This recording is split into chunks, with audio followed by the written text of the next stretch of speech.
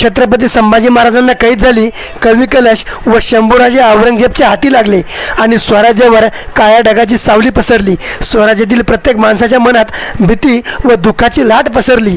त्याचवेळी शंभूराजांना औरंगजेबच्या समोर उभं करण्यात आलं. त्यांचा खूप छळ केला.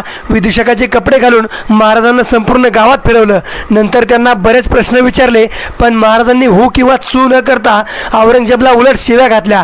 त्याला राजांचा रडताना, ओरडताना किंवा जीवाची भीक मागताना बघायचं होतं, पण झुकतील ते राजे कसले. मग औरंगजेबाने आपल्या पठाणांना सांगितलं की संभाजीचे डोळे काढा आणि डोळे काढण्याची आज्ञा देऊन बाजूच्या खोलीत जाऊन लपून बसला. तो जल्लाद डोळे काढण्यासाठी गेला. त्याने राजांना डोळे बंद करायला सांगितले, पण महाराज म्हणाले, तू तुझं काम कर, मी माझं काम करतो. ज्यावेळी राजांच्या डोळ्यात लोखंडी लाल सळ्या गेल्या त्यावेळी राजांच्या चेहऱ्यावर कसलीच भीती नव्हती. उलट तो जल्लाद घाबरून डोक्याला हात लावून खाली बसला होता व औरंगजेब आयुष्यामध्ये हारला होता.